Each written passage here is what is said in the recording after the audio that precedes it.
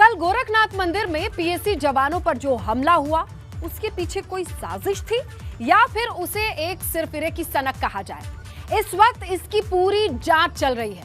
PAC जवानों पर धारदार हथियार से हमला बोलने वाला मुर्तजा अहमद अब्बासी आईआईटी बॉम्बे का स्टूडेंट रहा है।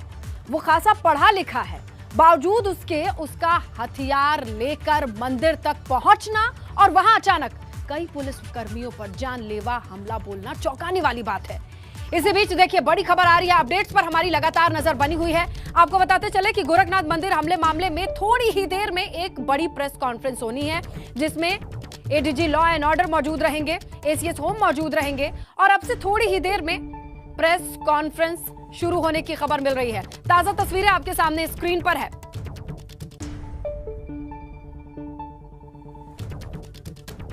तो गोरखपुर मामले पर हमारी नजर लगातार बनी हुई है और आप अभी स्क्रीन पर देख रहे हैं एसीएस गृह अवनीश अवस्थी को और ADG law and order Prashant Kumar. ये प्रेस कॉन्फ्रेंस शुरू हो चुकी है और सुनना होगा कि क्या कहना है इस पूरे मामले पर, कितनी जांच आगे पहुंची है और अभी क्या चल रहा है, सुनते हैं। आज एडीजी एलओ के साथ एक जॉइंट प्रेस कॉन्फ्रेंस हम लोग कर रहे हैं। गोरखनाथ मंदिर गोरखपुर में पुलिस के जवानों पर किए गए जो गंभीर मामला है, एक साजिश का हिस्सा है और इसको एक आतंकी घटना कहा जा सकता है। ये गंभीर मामले पर मैं चाहूंगा कि विस्तृत रूप से एडीजी एलओ साहब जो है इस पर आपको ब्रीफ करें और साथ में माननीय मुख्यमंत्री जी ने जो निर्देश दिए हैं उन पर मैं अंत में आपको बताऊंगा। प्रशांत।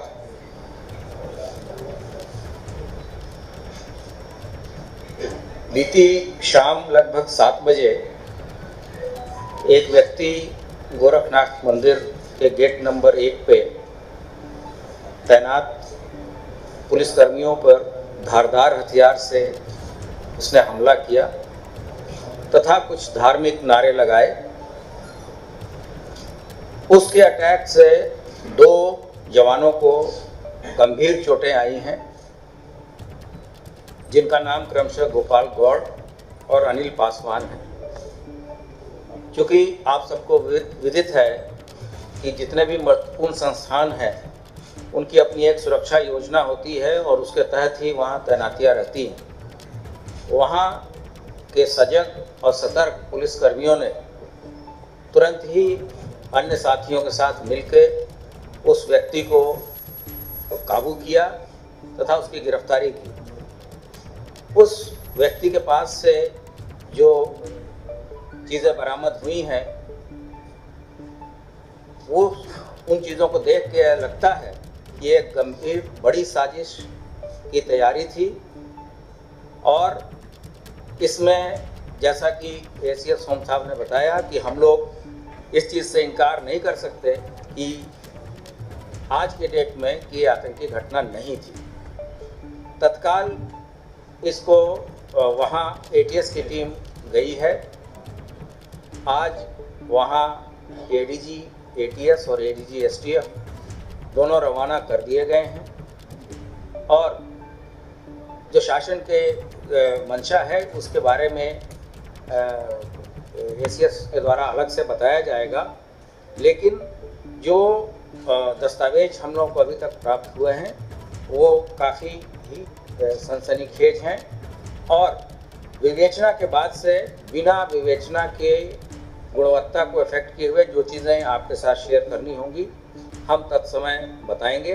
अभी विवेचना बहुत ही प्रारंभिक स्टेज में है।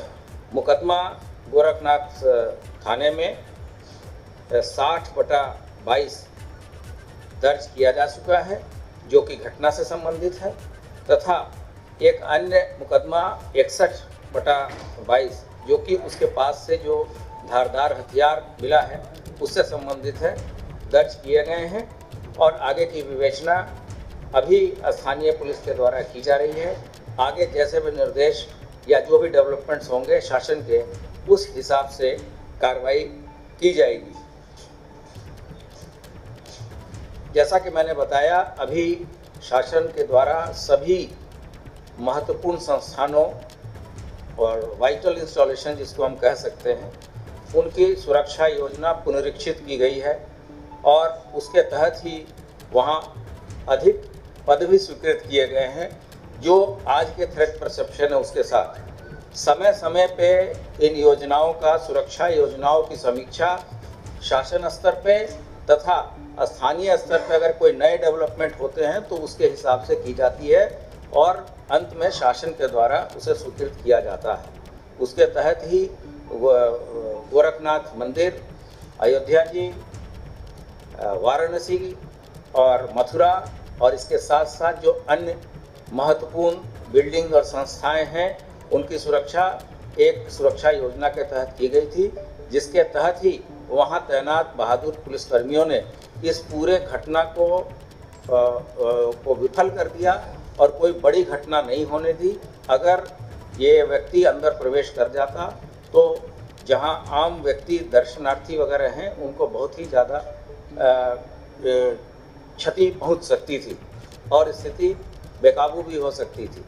तो मौके पर मौजूद अधिकारियों ने बहुत ही संयम का परिचय देते हुए उसको गिरफ्तार किया है। वो व्यक्ति आज न्यायिक हिरासत में जाएगा। उसका प्रॉपर जो उसको चोट लगी है उसका इलाज भी कराया जा रहा है तथा हमारे जो साथी जिन्हें चोट लगी थी उनको भी बीआरडी मेडिकल कॉलेज में एडमिट कराया गया है। धन्यवाद। मैं ये बताना चाहूँगा कि इस पूरे घटना की विवेचना यूपी एटीएस को दी गई है और यूपी एटीएस अब इसकी विवेचना टेक ओवर कर रही है। साथ ही साथ माननीय मुख्यमंत्री जी ने यह भी आदेश दिया है कि हमारी जो दोनों एजेंसीज है, यूपी एटीएस और यूपी एसटीएफ, ये जो है घटना के अनावरण हेतु संयुक्त रूप से कार्य करेंगे। माननीय मुख्यमंत्री जी ने जो 3 लोगों ने जो हमारे 2 पुलिस कांस्टेबल्स, 2 पीएसी कांस्टेबल्स और जो पुलिस के कांस्टेबल्स ने इस घटना को विफल किया और खुद जो है जाबाज रूप से बहादुरी से काम किया है, Shri Gopal Gaur constable PAC, Shri Anil Paswan constable PAC और श्री अनुराग राजपूत कांस्टेबल नागरिक पुलिस, इन सब लोगों ने जो बहादुरी का काम किया है, तो इसमें मुख्यमंत्री जी ने इनको 5 लाख रुपया जो है नगद घोषित किया है और वो इनाम शासन की ओर से इनको बहुत जल्दी ही दिया जाएगा। साथ ही साथ मुख्यमंत्री जी ने ये आदेश दिए हैं, जैसा अभी एडीजी एलओ साहब ने बताया, इसके लैपटॉप, मोबाइल पर जो भी डिटेल्स हैं, जिन लोगों से ये जुड़ा हुआ रहा है, इनकी सबकी बहुत गंभीरता से जांच करें और ज़रूरत पड़े तो प्रदेश के बाहर भी जहां भी इसके जो है ट्रैक होगा उसको जो है हम लोग अनावृत करेंगे और प्रभावी कार्रवाई इस पर सुनिश्चित करेंगे।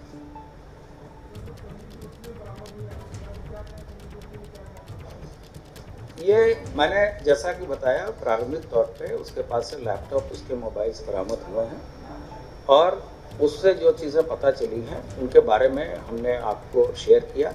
साथ साथ हमने बताया कि जो विवेचना को प्रभावित न करे ऐसी सूचनाएं हम अभी भी दे रहे हैं और आगे भी जो जो चीज़ें डेवलपमेंट्स होंगी इसमें बताएंगे। हम इसमें सभी एजेंसियों की भी मदद लेंगे तथा ये भी सुनिश्चित करेंगे कि इस व्यक्ति के द्वारा कहाँ कहाँ ट्रैवल किया गया है और ये व्यक्ति किसके साथ संपर्क में था, ये किसी विदेशी कंट्री में तो नहीं गया या कहीं से ये बड़े षड्यंत्र का हिस्सा तो नहीं है।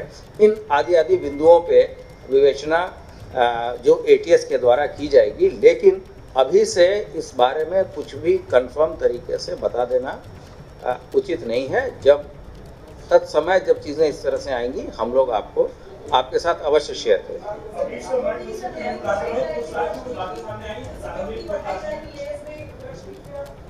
ये सभी कुछ रिव्यू होगा।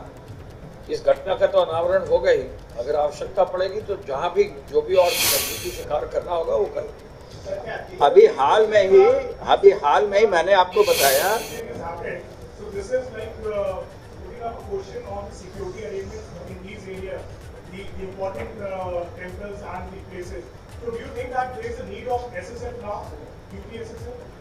देखिए, हमारे पुलिस के कांस्टेबल्स ने ही उसको जो है विफल किया है और बिल्कुल आउटर पेरीमीटर पर ही उसको विफल कर दिया है, तो प्रभावी और मजबूत कार्रवाई कर दी गई है। जो भी आवश्यकता होगा वो कार्य सुनिश्चित करेंगे और 5 लाख रुपए की घोषणा इसलिए दी गई इन लोगों ने जाबाज रूप से जो है बहादुरी से काम किया। Thank you.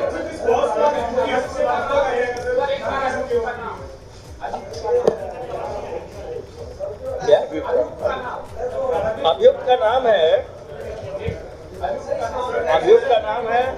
अहमद मुर्तुजा अब्बासी। अहमद मुर्तुजा अब्बासी पुत्र मुनीर अहमद अब्बासी। ये रहने वाला सिविल लाइन गोरखपुर का है। जी हाँ।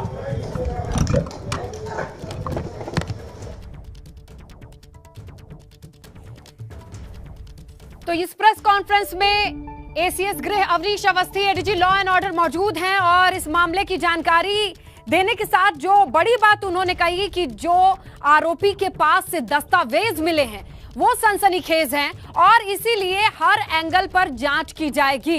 ये बड़ी बात सामने रखी है ADG law and order Prashant Kumar ने।